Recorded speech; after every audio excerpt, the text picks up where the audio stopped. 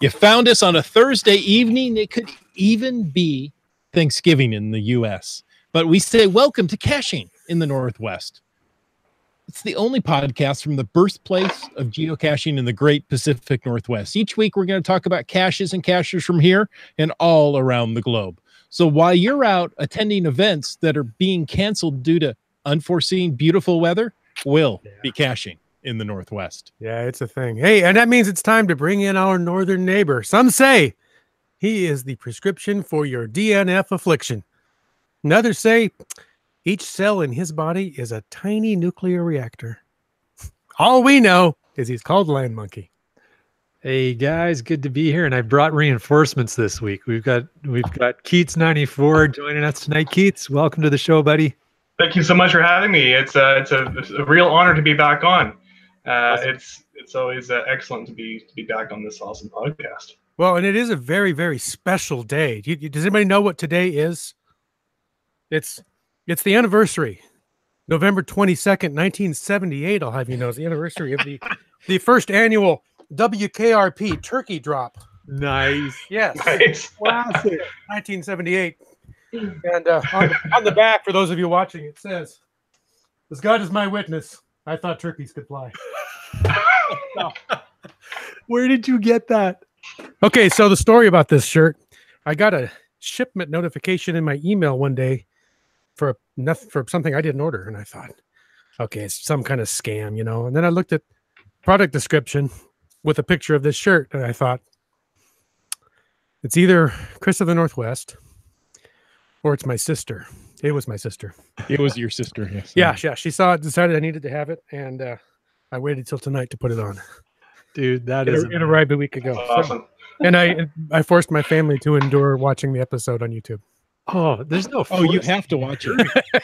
That is a classic piece of television. That is up there in the. That is comic genius. Oh, the humanity. I guess I'll hide. Oh, I can't go in there. Yeah. No. Oh, Les Nessman reporting from the helicopter here. Yes. That's right. If anybody has no idea what we're talking about, you have to go on YouTube and search WKRP and turkey. Those are your keywords. Pretty much. Yeah. And just sit back. You don't even have to understand the characters. Just sit back and enjoy. For those of you just joining us, the Pinedale Shopping Mall has just been bombed with live turkeys. Oh man. okay. I just looked at those shirts today. Did you? After I Googled that, I'm like, they have T-shirts. Oh, I need some of these. And now that you're wearing it, that confirms. I'm gonna have to YouTube that. This is the first I've seen it. So yeah, it's a 1970s TV show. The YouTube clip I found, I had to watch in a box with a moving background because it's really not legal to put it on YouTube, but it's out there if you look for it. There you go. Awesome. Well, now that we've covered off the turkey drop, now that derailed the show, bring us back on track, Land Monkey. I want to start us off with a quick reminder that we do appreciate the support of our patrons.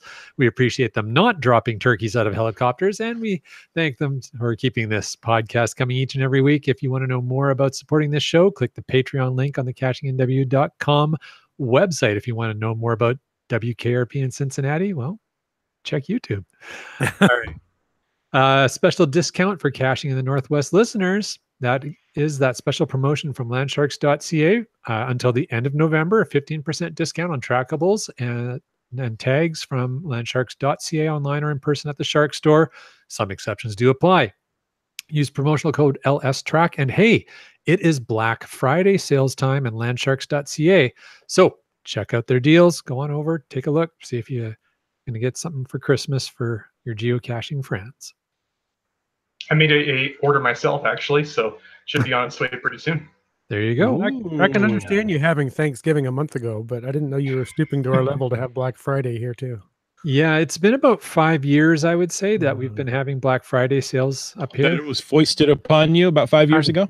I'm sorry. It is what it is. You can avoid it if you want. Yeah, you can opt outside. You can go geocaching, actually. That's right. There you go. Opt outside. I love it. Don't novel look for idea. light. Just don't look for lamppost caches around the mall tomorrow. Oh yeah, no. That would be a bad idea. Might be a little tough. Yeah. Anywhere else, it will be empty. Oh, nice. Hey, we've got some breaking news. Breaking news. Did Breaking you break news. it? I broke the news. Yeah. Oh. And I'm taking blame for it. Yeah. So, folks, remember, you heard it here. You heard it here first. Ready, set, search. Pack your bags and take off on a wicked treasure hunt around the world. Air Transat and Geocaching HQ are sending you on a wild scavenger hunt in Amsterdam, Florida, and Richmond, BC. At all three destinations, Geocaching HQ has crafted geotours, customized tours that lead players to navigate a series of geocaches, cleverly hidden containers, using their smartphones or GPS. We've hidden Air Transat trackable stars in only one geocache per geotour.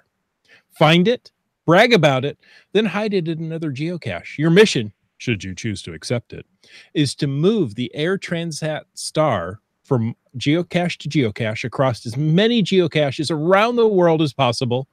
How far will our star travel? That sounds like it could be a lot of fun. Now, there are 2 geotours or 3? 3. 3. Because, the way I read that, with commas and the English language being the way it is, Amsterdam, Florida could be a city in Florida, and Richmond, BC. So is there a city in Florida named Amsterdam? You know, it's funny that they say that, but yeah, my understanding is that there is a geotour in Amsterdam, a geotour in Florida, and a geotour in Richmond, BC. Okay, because I think they just assumed people would know where Amsterdam and Florida are, but figured one would think, but there's no Oxford comma here. there is not, so it can be a little confusing. Yeah. Well, I like how it's Amsterdam is a city, Richmond, BC is a city, Florida is a state. Yeah. It's a pretty big area. Yeah. Florida. It's going to be a little trickier to find that trackable there. But yeah, so you guys, you heard it here first. They're the Richmond Geotour. So for folks up here in the Northwest, if you're listening here, the Richmond Geotour is going to be your closest place you can try and get to find one of those trackables. Once they're dropped in there, stay tuned to hear more details from us as we work with the good people at the Richmond Geotour and get more news for you about what they're going to do around that.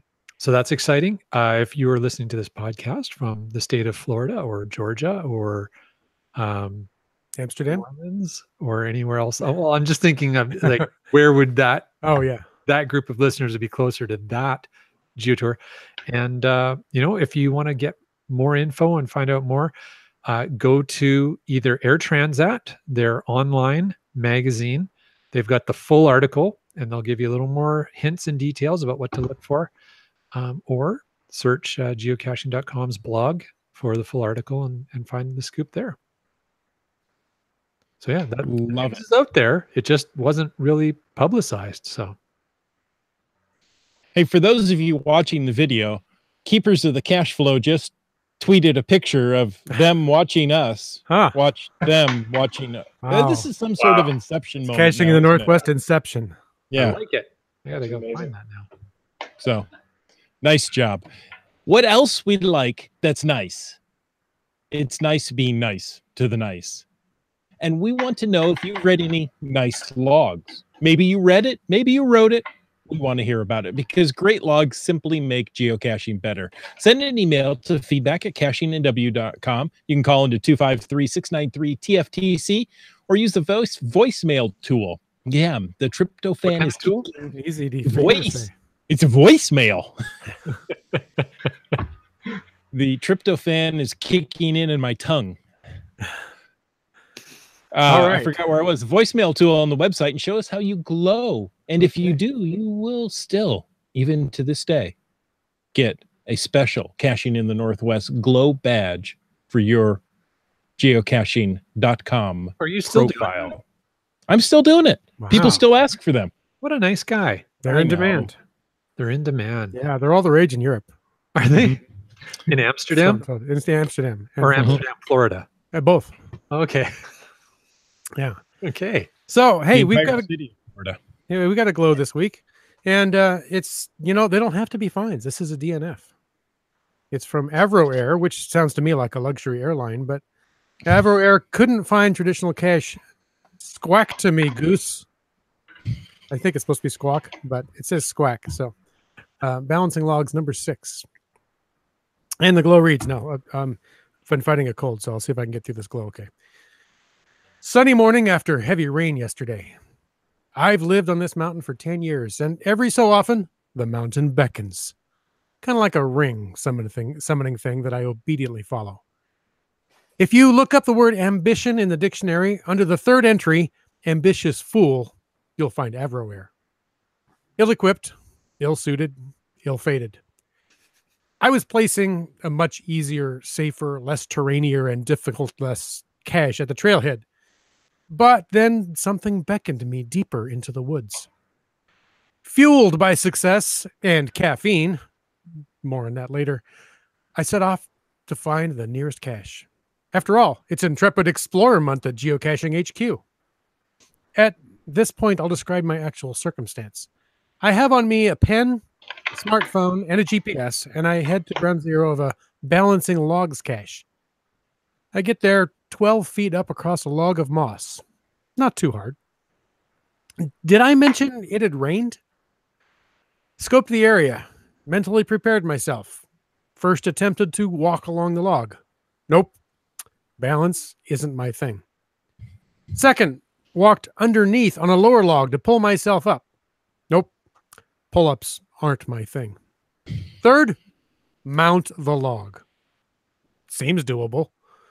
So I sit down, legs straddled either side, and hold the log like a rider of Rohan. Begin to scoot my way out. The moss is wet, actually saturated. I continue scooting. I am now saturated in areas that should remain dry. After 5 scoots, more like heaves, I remember balancing isn't my thing. But I can't go back, only forwards.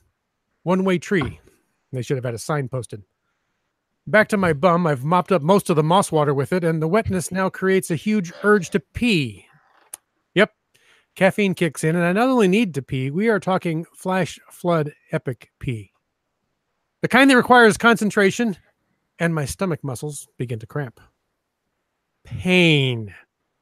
So now I've suffered from short-term memory loss and can't remember why I'm up here.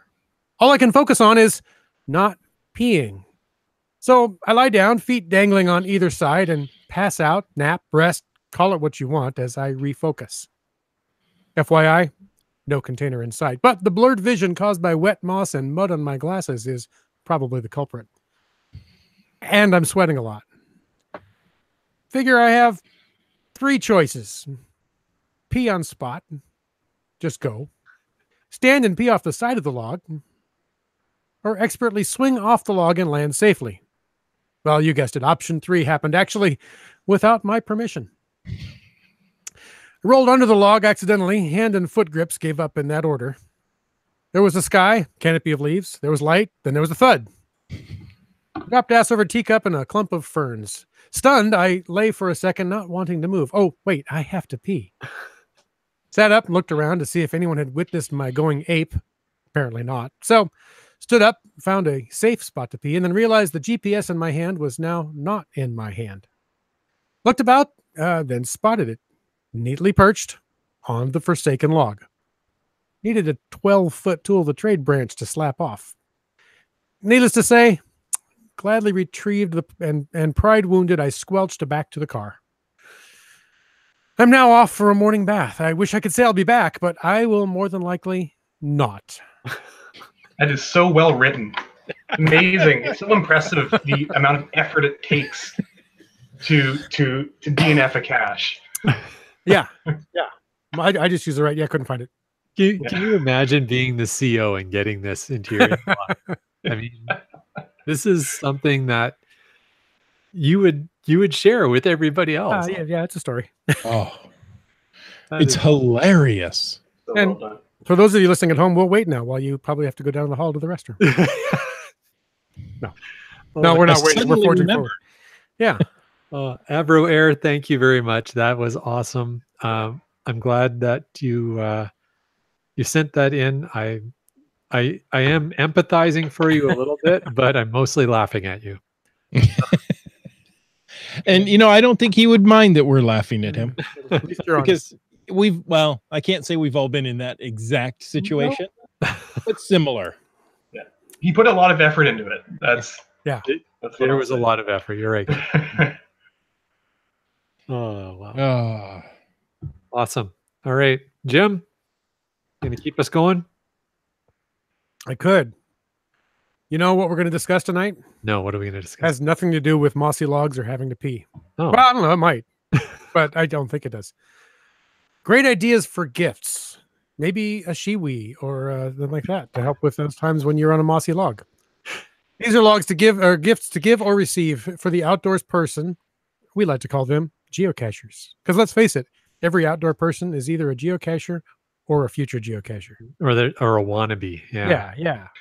Exactly. And we've got a special guest to help us talk about those things. We do. Keats, welcome back to the show. Before we get into the topic, and folks, if you're watching the show, Keats has prepared top 10 great, unique ideas. So that's why we're all here to listen to those. But before we get into them, we need to have the update on your geocaching streak. How's it going?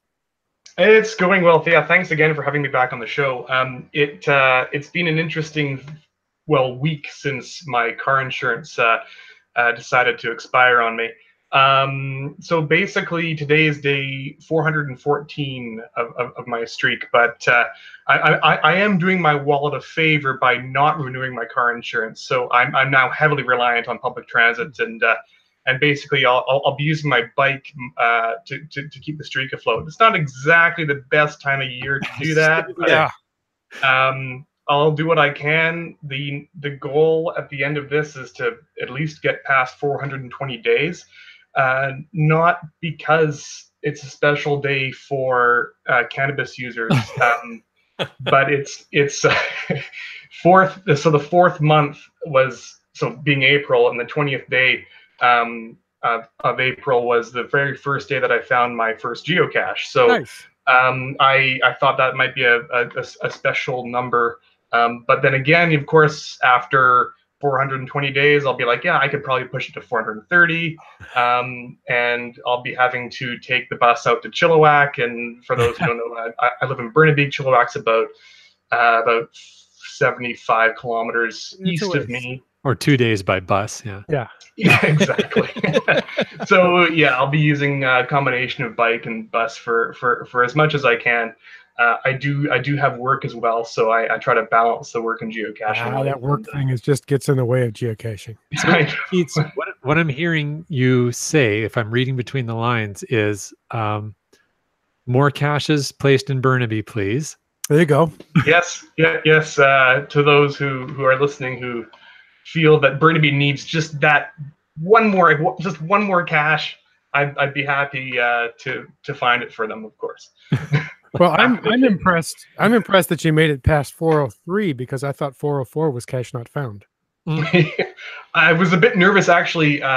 Yesterday, day 413, I thought, 13 isn't so much of a lucky number, so I just wanted to make sure that I solved a mystery cache that I was able to find, and then I thankfully I found it at like 9:30 at night when it was dark, but I still stealthily made the find, and so the streak lives on. And then today, actually, I went to Barnston Island for the first time. Barnston Island, for those who aren't from the Lower Mainland, basically, if you look up where Surrey, British Columbia is, and Pitt Meadows, British Columbia, it's basically smack dab between the two on the Fraser River.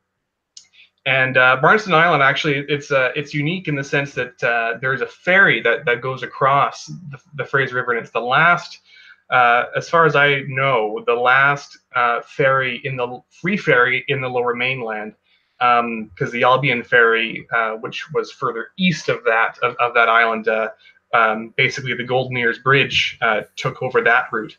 And yeah, it's an interesting island. I mean, lots of farmland, lots of herbs and cattle, and basically your typical Fraser Valley backdrop. It was raining quite a bit today, actually, so I ended up really relying on my rain gear today. But of course, for some reason, I didn't bring my rain pants, and so my upper body was dry, but my lower body was soaked. So good to know that Gore-Tex actually works. But when you don't bring it, it's not. It doesn't work so well when it's in there. No, Yeah, it doesn't not at work when all. you scoot along a mossy log either, apparently. So.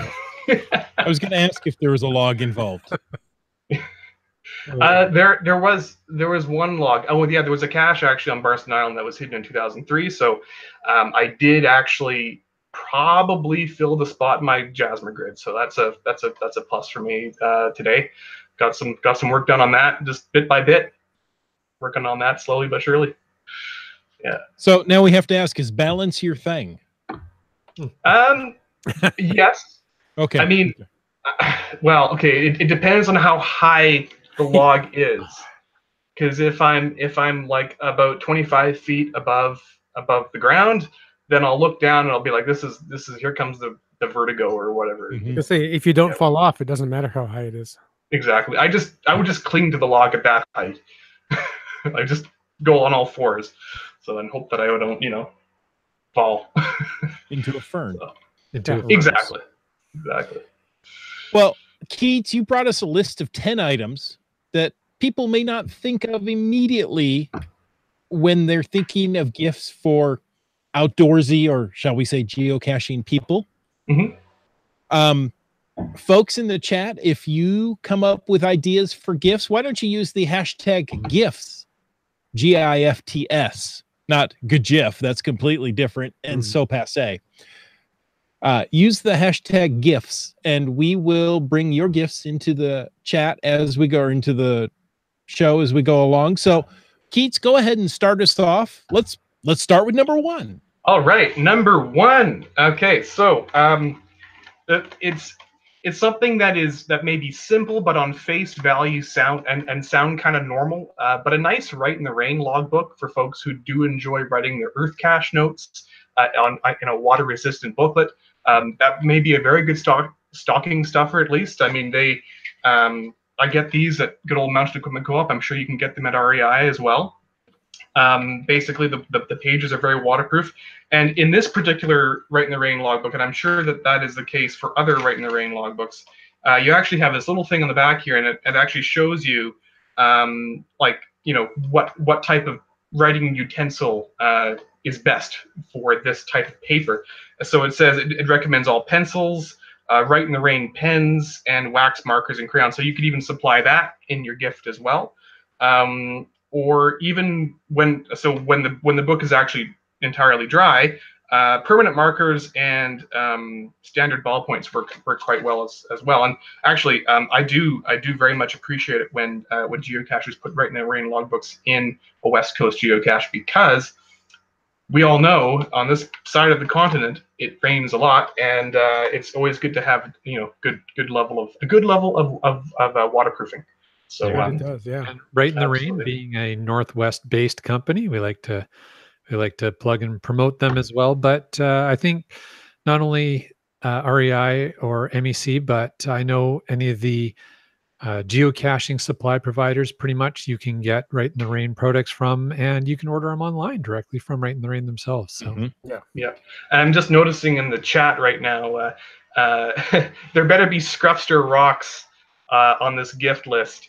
Yeah, I mean, certainly. I mean, if you want to add that as well, this is, I mean, certainly any good type of geocache container is fantastic. And we know a certain geocacher in this part of the world that has some great Scruffster or great rocks. His username is Scruffster, and he's got some amazing caches on this side of the border. And anyway, I going off topic, but I just noticed that in the chat there. So Was that a Scruffster rock that we found near your homeland, Monkey? yes, Okay. So I have seen a Scruffster rock. yes, one of my hides, I had invested in a Scruffster rock for one of my hides, and Nice. Yeah, I don't know about a stocking stuffer. You'd have to have a pretty hefty stocking. No, but the Write in the Rain Yes. notebook, you can get them for as little as $4 US. That's an easy stocking stuffer. Yeah, and they're, like somebody said, they're Their store, their location, their headquarters is right here just outside of Tacoma in Fife. I've been in there to the headquarters. They have a retail, they call it a retail space. It's a shelf about 4 feet long, but you definitely can go in there and buy stuff from them directly. It's kind of nice. Yeah. Nice. And they have more than just the Right in the Rain. Well, they're all Right in the Rain, but more than just the standard notebook we're used to. There are so many specialty notebooks they make. Yeah. It's like going to a brewery and like going to the actual brewery and getting so many different types of beer, but Mhm. it's just logbooks. Yeah. I guess that Yeah. would be my guess. Yeah. All right. They were even a guest on this show. They Wait, were. Nice. They were. Keats, bring us on to number 2. Number 2. All right. So on the same theme of paper and things that look like books, why not inspire a Muggle friend or cacher with a good hiking or traveling or kayaking book? If they're into that sort of thing, of course. But don't just give them any outdoorsy book. If you know what kind of activities they like, where they like to explore, find the book that you know where they're going that they're going to peruse. And I actually brought a few examples. I don't know if you can see this. This is the 103 hikes of southwestern British Columbia. So you've got an older edition, buddy, because it's 105 hikes this year's edition. Okay, so there are more hikes. Yeah, this is I don't know how long ago I got this, but they still have the black and white photos on here. Yeah, so I mean, excellent recommendations for hiking in the backcountry. And if you have a kayaker friend, geocaching friend, or Muggle friend, we have as well the BC Coastal Recreational Atlas. Has an amazing waterproof booklet of all the inlets of nice. southwestern British Columbia. As well, there's an accompanying book. This is the sea kayakers Bible for the south coast of BC. It really is excellent. Has excellent detailed information on the campsites, tides, and all that kind of stuff, and just being providing very important information for folks who are about to embark on a cool kayaking trip. Also, good hiking map as well. Also from where I work at Mountain Equipment Co-op, but I'm sure you can get these kinds of maps as well at REI, probably a different company, but certainly a good thing to have if you know that special friend is going into some hardcore mountain terrain, or just needs to know where Portland is. There you go. So yeah. Keith, would you suggest that if somebody has somebody that they need to get a gift for, want to get a gift for, and they know what type of outdoors activities that person's into, whether it's mountain biking or kayaking or geocaching or trail running or whatever it is, go to your favorite outdoors store, whatever that might be, and just ask the folks there, say, hey, I've got a friend who's into this. Do you have a book on that topic? Yeah. You think that would be a good way to?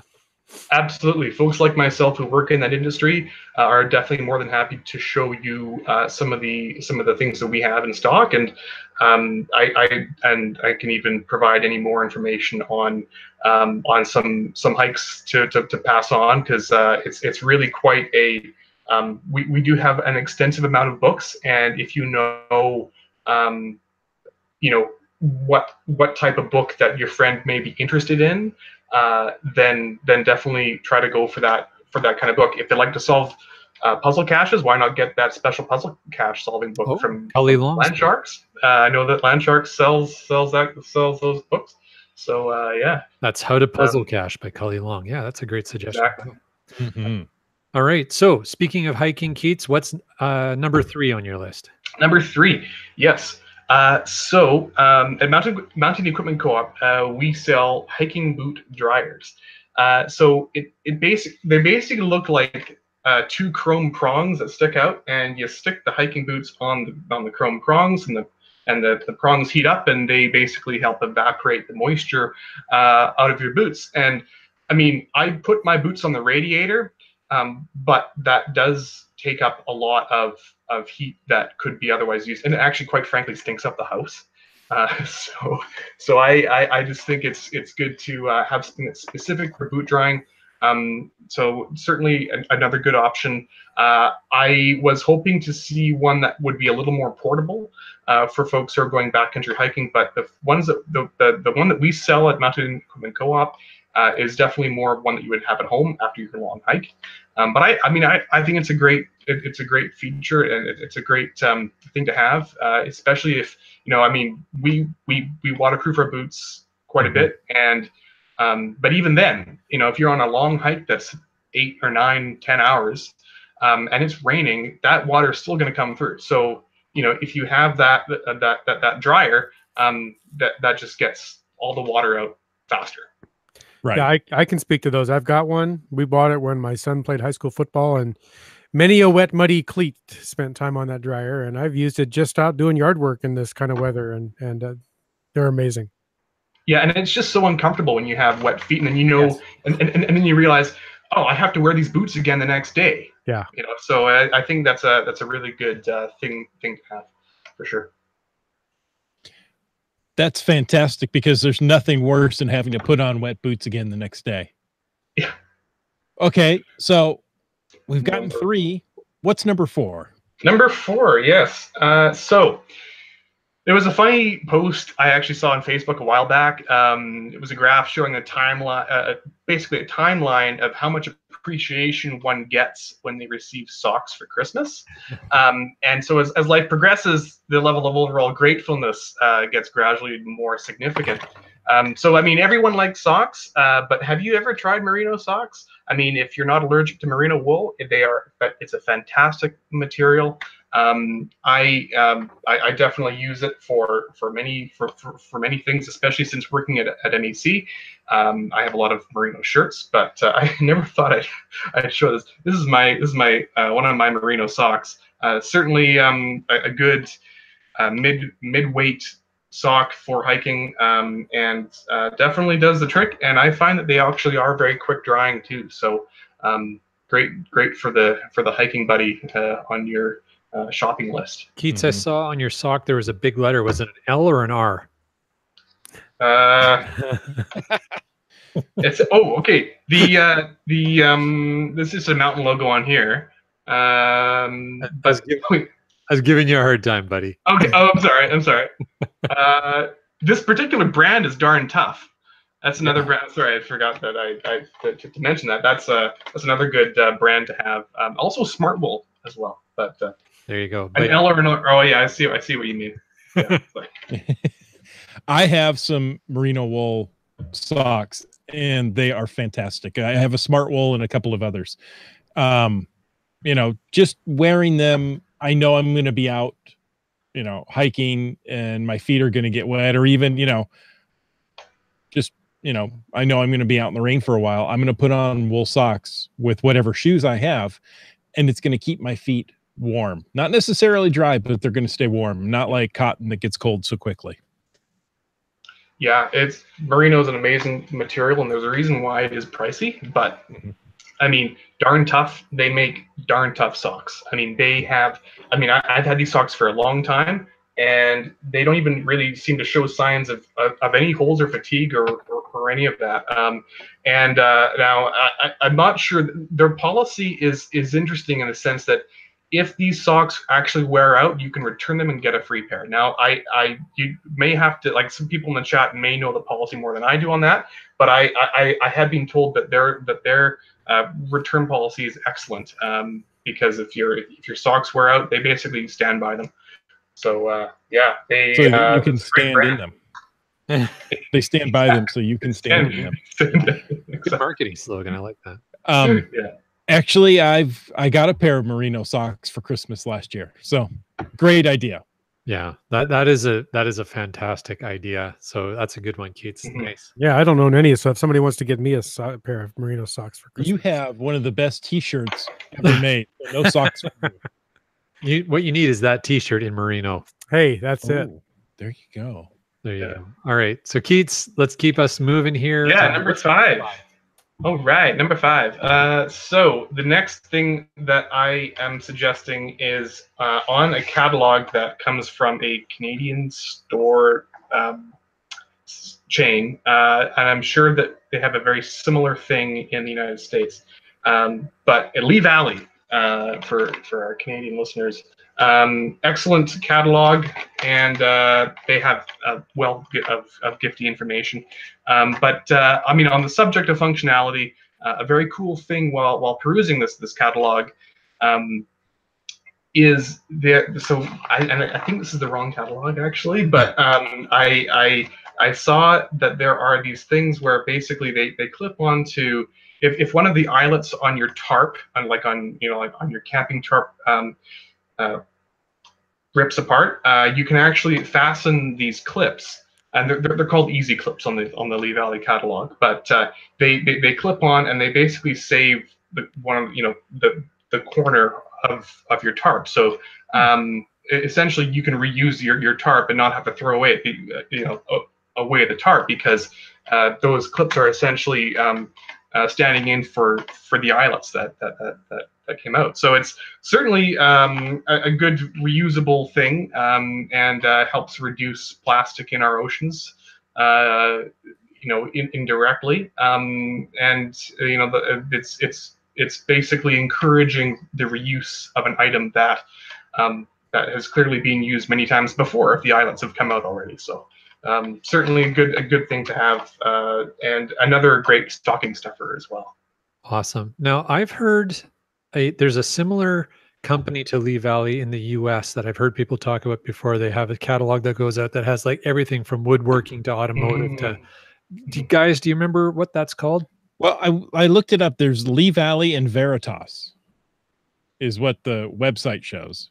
And I clicked on the US, so. I don't know. I've seen clips like that on Harbor Freight's website. That's the one. Yeah. Harbor Freight. Yeah. That's what I was trying to think of. Yeah. That's good. Thank you for that. Good to know. Harbor Freight is great stuff if you aren't guaranteeing that it lasts a lifetime. But it's cheap. Yeah, it's cheap. Yeah. And, if you need a tool to do a job once, Harbor Freight is a great place to buy tools. And I think Keats has something to talk about with tools too. Yes. Speaking of tools, number 6 on my list is basically, and I feel like I need it more and more often when I'm in the backcountry. But it is a really solid multi-tool. Brands like Leatherman make excellent Swiss Army knives, and really look for a knife that may suit the person that you're looking to shop for. Basically, we sell a wide variety of Leatherman multi-tools, some of which have basically screwdriver heads, certain types of knives, serrated knives, even like a knife that's basically can turn into a saw. There are some scissors that can that are attached to it as well. So it's one of those all-around tools that can really help make life easier in the backcountry, and I find that's something that I need more and more, especially when I'm going out into the wilderness, and I need. Awesome, yeah, thanks, Chris. Yeah, that's a good solid multi-tool there. And of course, yeah, the pliers as well can help with anything from a GPS screw that has come loose, and many other functions that you would probably never expect to use, but when you have that multi-tool, it makes life a whole bunch more easier. I would say the plier part is great if you find a nano in the woods and you have to cross thread the lid back onto it, so that nobody else ever gets to open it again. The pliers work really well for that. Yeah, I go almost nowhere without my multi-tool on my hip, unless I'm going through TSA. Because you want to keep your multi-tool. Yes. Yeah. Multi-tools can be expensive, but you can definitely find certain ones that are of the cheaper variety. But Leatherman, if those things last, basically. Leatherman, Gerber, they both have some good quality tools. Yeah. I've given inexpensive ones to my nieces and nephews as they started driving. I said, just toss this in the car. If you never use it, great. Yeah. But if you need it, it's going to be your best friend. Yeah. And Leatherman's made right down here the street in Portland here, down the street, but in the Northwest here, Nice. which I think they have lifetime warranty as well. So That's don't quote cool. me I didn't on know that that, was but a Northwest-based product as well. Yeah. Well researched, Keats. Yeah. I think we just changed one in that had the hinges got very loose on it. yeah, Sent it back I did in send and- a Leatherman in one time. I mean, to be honest, I had really abused the tool, used it as a pry bar and things it was never designed for, and broke a couple of rivets in the side. They completely overhauled it, sent it back. It was like a brand new tool. It might have even been a brand new tool. Just replaced it. But yeah. Quite the manufacturing industry on the Northwest here. Yeah. Great. Of quality stuff, yeah. Yeah. Hey, so Keats, that's great. You have number 7, another tool on the list. Yeah, number 7. So I don't have it with me right now, but this may be very useful for my upcoming hashtag geocache road trip next year. It's a digital tire pressure monitor. It's just easier to use than one of those stick pressure monitors. It's been the plan for a while that I am going to be going with a friend across the country to Newfoundland and back, and we'll be spending a month on the road and basically camping in all the free places and just kind of hoping to basically live as low budget as we can, but also taking in some of the great sights of Canada and helping him kind of suss out places to live out in Halifax. So we're gonna be driving all the way out there and back, and hoping that the gas will be a little cheaper this time, or this time next year, pretty much. We'll be leaving probably around late August. So looking forward to that. But Awesome. good old tire pressure monitors. It's the stick ones are fine, but sometimes we just like to look at those digital numbers just to know that we have we have that reassurance. They're easier to read at night too. Yeah, exactly. Mm-hmm. Yeah. Good suggestion. And sorry. Go ahead. Number 8. Number 8. After a long day of hiking up Mount Rainier, or traverse across the ice fields of the Coast Mountain Ranges, your feet might get a little sore. So why not supply that Special Explorer with a packable hammock? Lee Valley sells hammocks as well as MEC and REI. We also have some very packable hammocks that would be very good for those that are really looking for lightweight packing. Anyway, that's my number 8. Nice. That's a great suggestion. I have one. They're great to bring on little camping trips and just sling them up there. There's a lot, as you say, there's a lot of different varieties of them out there, and they're surprisingly quick and easy to get strung up and put in place, and it's a very relaxing place to be. Yeah, as long as you find 2 trees that are spaced, adequately from each other, it's great. Yeah, or 2 posts. It doesn't have to be 2 trees. posts. Yeah, there you go. Yeah. You can go out on a soccer field, string between the goal posts. Take a nap and let the soccer players find another field. You're going to have an awesome view of the game. I'll tell you that much. Just heads up with those soccer balls, though. Yeah. Well, that's why you need the inflatable pillow. Exactly. And when you work in hockey arenas and places like that, you can string them up under the bleachers too. Don't ask me how I know.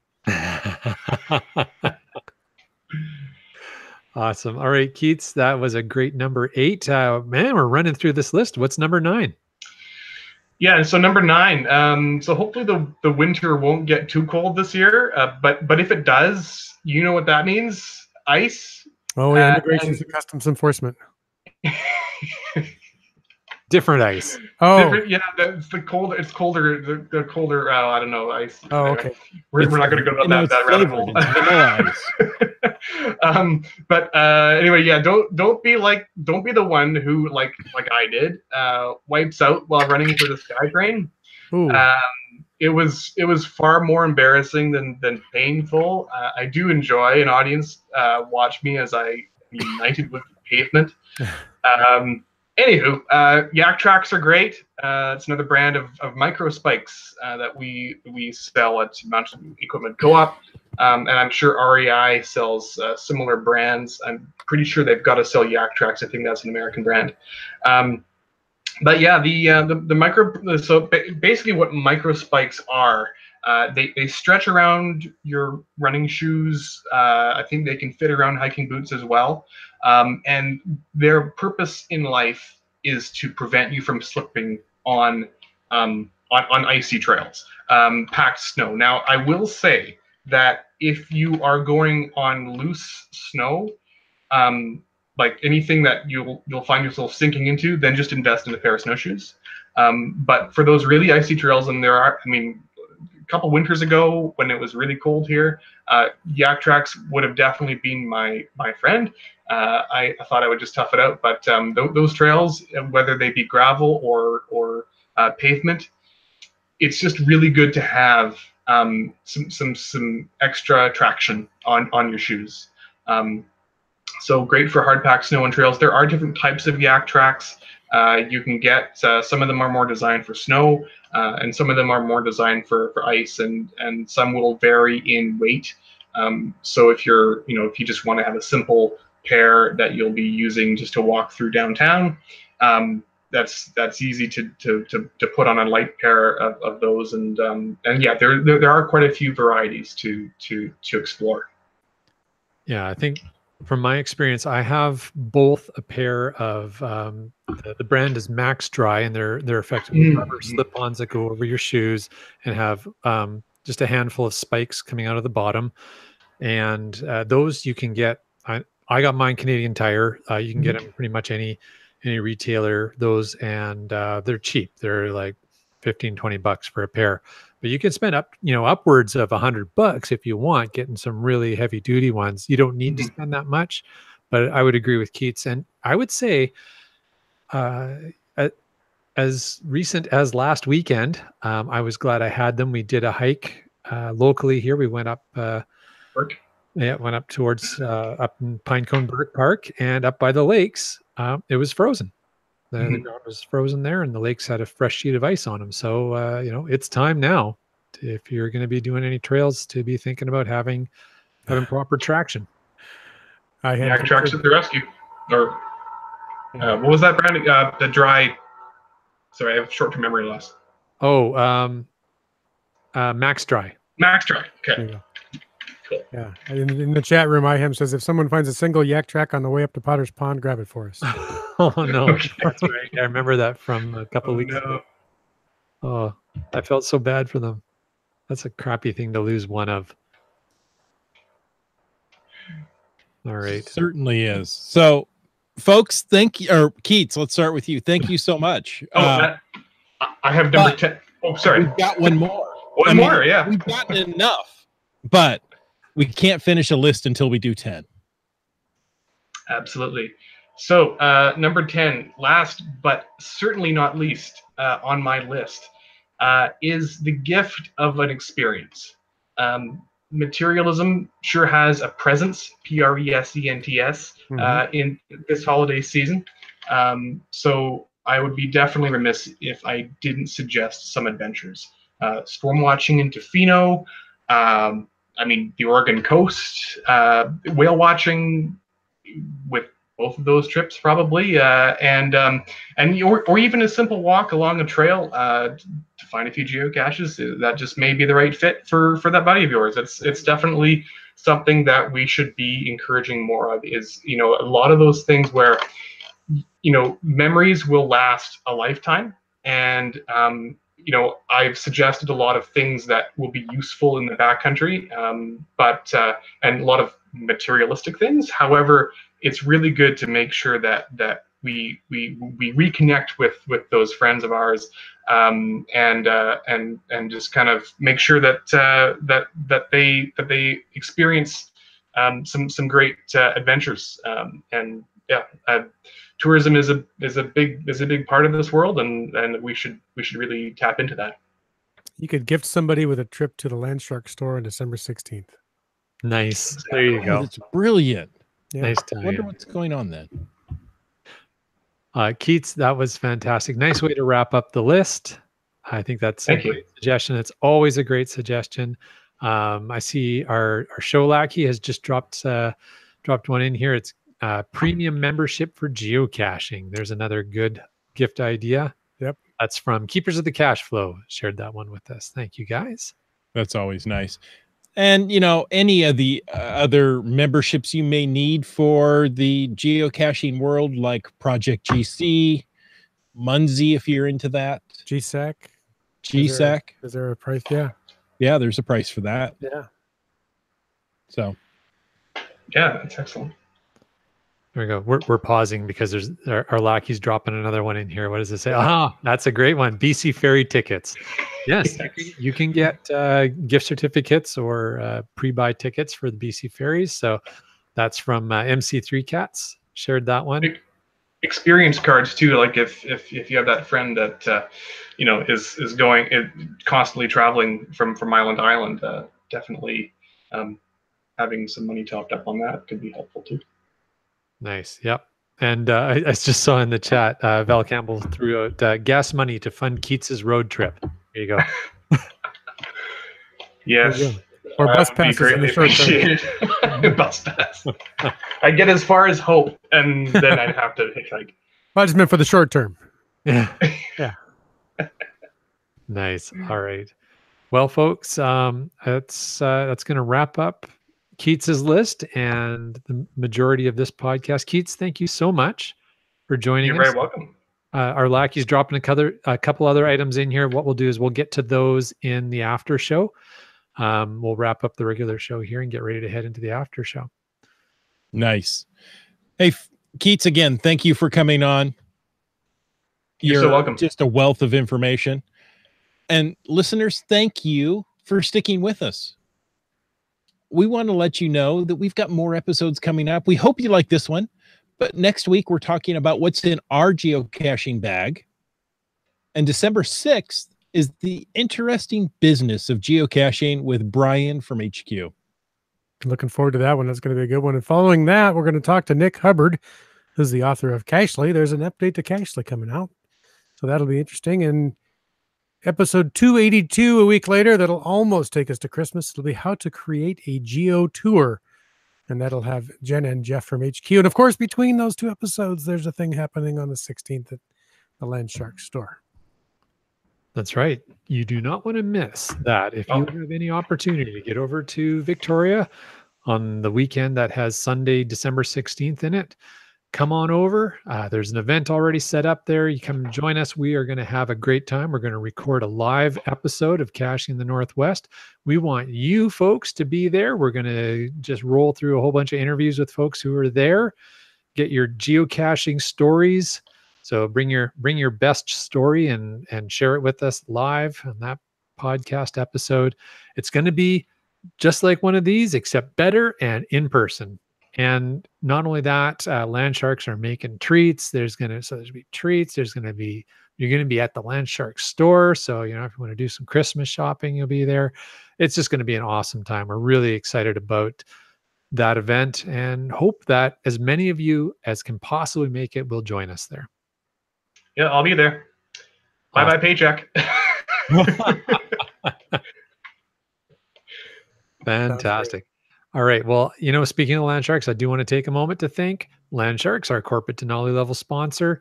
Landsharks.ca is the outdoor adventure and geocaching store. Check them out online or go in person and visit their store in Victoria, BC. They're open 6 days a week, except holidays, and they ship online orders daily. And a reminder that it is still quickly approaching last call for the Southern Caribbean Geocaching Adventure Cruise.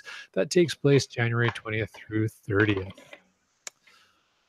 We also want to thank our faithful Denali level supporters. That's Bounce Bounce, Team Squirrel Limax, and WorldCaching.com. Folks, if you want to know more about supporting this show, click that Patreon link over there on the website, on the CachingNW.com website. And then you will have the enormous privilege or pain of having me read your name, which I'm about to do momentarily, right about now. Broncos fan for life, Sprouter, Camp Clan, Tick Magnet, Kev Mac D, Subway, Mark Doramore, Dune Buddy, Kid Vegas 19, Geo Nav Pros, Wino Seattle, Acrodoc, Billy Robson, Genie Antaeus, Keats 94, Curiosity Girl, Trexer 0, MC3 Cats, and Kennel Barb. Kennel Bar. All right. Well, thanks to all of them. And Keats 94 is right there in the list. So Yeah, he is. thanks to you. Thanks, right here, Keith. live and in person. No problem. We really appreciate you joining us this week. If people want to reach out and get in touch with you, how would you like them to do that? Folks can follow me on Instagram. It still remains my first and last name, Keats Morton, at Keats Morton. You can also like my Facebook geocache group called Keats94's Geocaching Adventures. It's a little bit quiet right now, but I hope to get a few more or some YouTube videos on there. I am in the process of trying to wrangle up the footage from my summer road trip up to Lillooet. So, but I have finished the editing of my Wedgemont Lake Adventures. So follow me there. Yeah, that's basically you. I mean, I am on Twitter also at Keats Morton, but I don't tend to be on Twitter that often. All right. How about you, Land Monkey? Well, it's landmonkey.blogspot.ca, but Twitter, Instagram, and Periscope at LandMonkeyGC. Facebook, it's Team Landmonkey, or you know what? You look up LandMonkeyGC on Facebook, you're going to find me too. And really encourage people to go over and check out our YouTube channel. We just released episode 9 this past weekend. That was an exciting adventure in Estonia. It's got an exclusive interview with JP Barr of JP's Geocache Designs. It's a lot of fun. Check out that episode 9 on YouTube. Just search Land Monkey, LANMONKEY, Land Monkey. There you go, on YouTube. And the next episode out is going to be episode 10 of season 1, and that'll be the last episode of season 1. And then we're going to roll over into season 2. And there's going to be a contest associated with episode 10 and wrapping up season 1. So will there be a season cliffhanger? Dun dun dun. Who knows? Who shot JP? You're a busy little monkey. He is a busy little monkey. Hey, Wits End? Yes. How do we find out about Wits End hotel reviews? Yeah, you could find out some of those things. You can contact me if you really need to. Wits End on Twitter, Facebook, geocaching.com. Those are the best places. Chris, I see you typing a ransom note there. What's up with you? The caps lock key wasn't where I thought it was. Look for me on Twitter and Facebook at CachingNW. You can find Caching in the Northwest on Instagram. Or head on over to cachingnw.com/hosts and read our bios and find all those links that we just mentioned, so you don't have to stop the car to write anything down, because we know you've got to get to where you're going. Absolutely. So for all of you, every one of you, we want to thank you for taking the time to listen to this episode of Caching in the Northwest. You can be part of the show. Keats was. Give us a call, 253-693-TFTC. Leave us a comment. Ask us a question. Send us a tryptophan counteracting agent anytime, day or night. And of course, you can always use that email. That's feedback@cachingnw.com. Your support helps to keep quality shows coming. If you like this show, click the Patreon link on the cachingnw.com website. Subscribe on iTunes, Google Play, Stitcher, or any of your favorite podcasting applications. Give us some reviews. We always love those. The show is produced by Chris Umfenauer and Jay Kennedy and hosted by Chris J. and Jim Paulwitz. The show is licensed under Creative Commons Attribution 3.0 license. That's copyright 2018, don't you know, for just a little while longer, by Chris Umfenauer. And now, the main show's over, so hang out for the after show.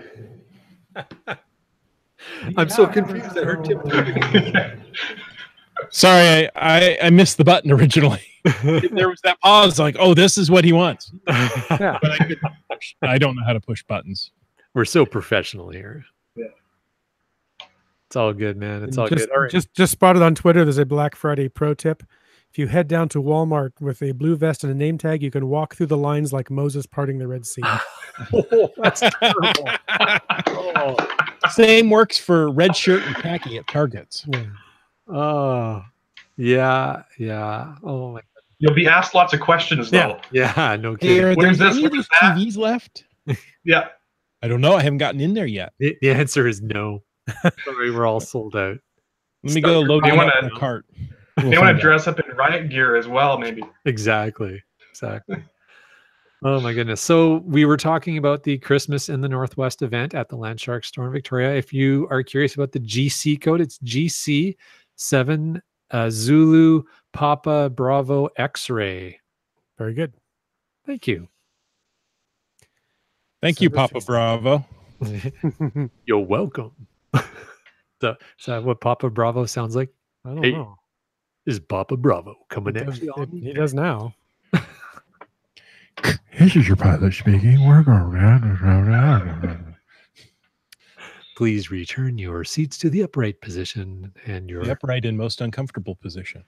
Yes, tighten that seatbelt across your bladder and prepare for landing. put your tray tables up and your seat backs in the upright position. Is that before my time? No, it's I'm just out of the loop. Okay. The Weird Al song. It's Albuquerque. The song Albuquerque by Weird Al.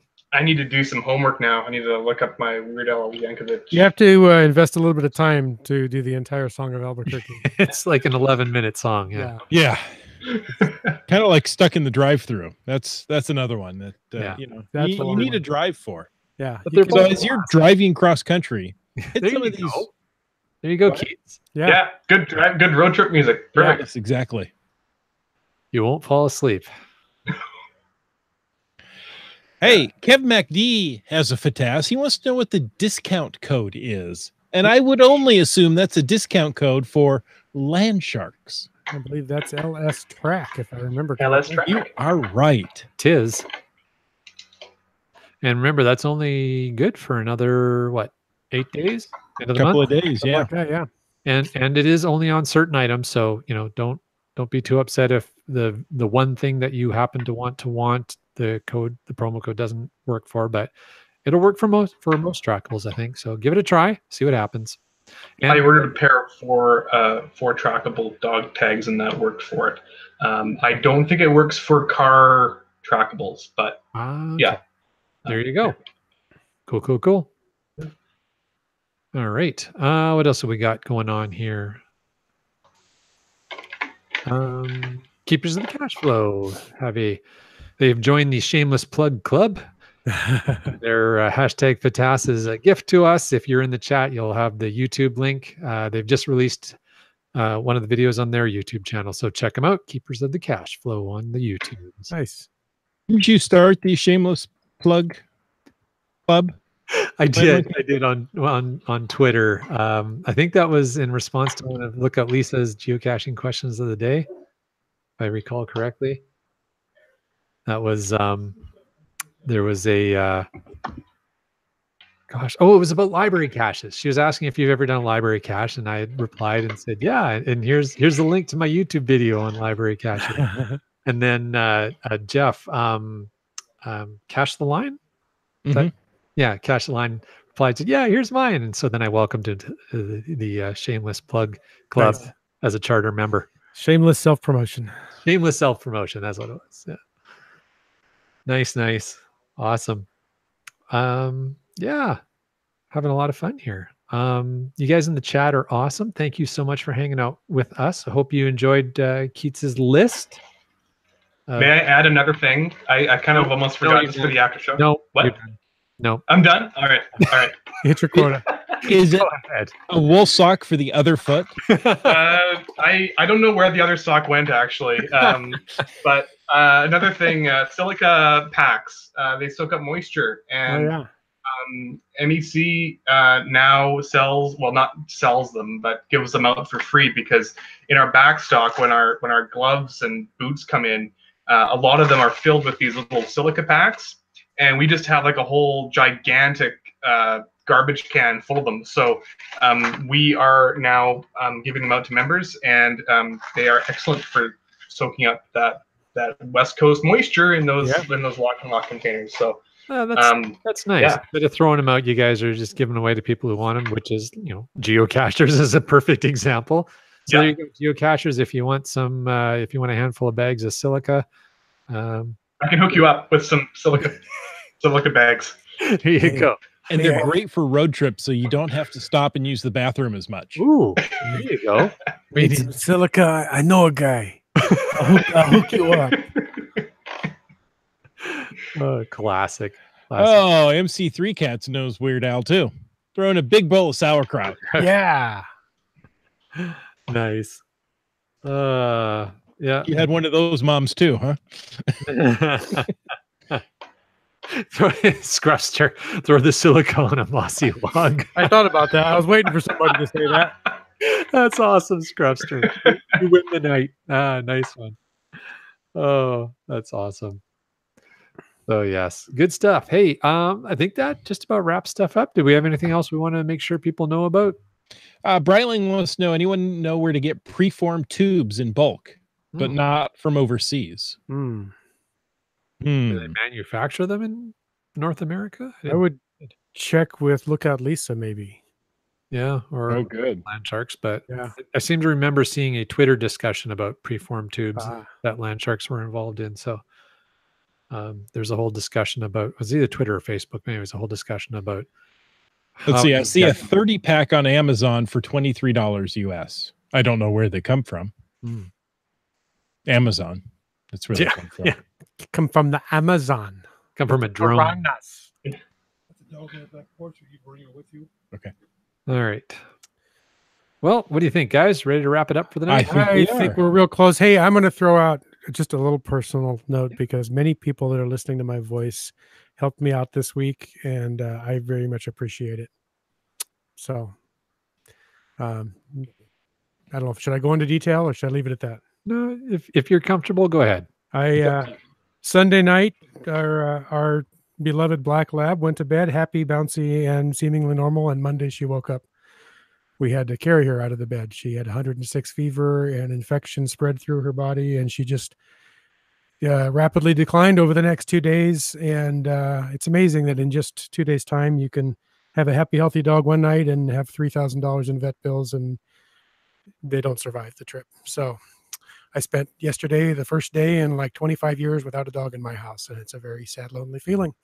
So I put out a GoFundMe on Facebook because I don't know where I'm going to find the money to pay the vet bills, and several of you contributed way more generously than I ever expected, and I just thank you from the bottom of my heart. It's a rough week in our home. She was a very beloved pet, so thank you. Yeah, a Tough, lot of us have been there, Jim, and understand how that can be, and we're all thinking about you and your family. Thank you. Yeah, a lot of things in life aren't going great right now, but Thursday nights with you guys, that's the highlight of my week. Glad to be here for you, buddy. Yeah. Thank you. Oh, how nice. That means a lot because, we're here. We have fun doing this, but really, we're three friends sitting here talking on a Thursday night, and that's really all it amounts to. Yeah. Absolutely. 4 friends tonight. We got Keats here. That's right. Yeah, exactly. All right. Well, thank you very much to everybody who has helped the Pelwitzes out with the GoFundMe page. It's a very considerate thing to do. I very much appreciate it. I'm not putting any pressure on anybody. Please don't feel obligated, but thank you. I just appreciate your thoughts. It helps. Awesome. All right, Chris, over to you, buddy. Folks, thanks for listening tonight. Until next week, get out and get caching in the Northwest.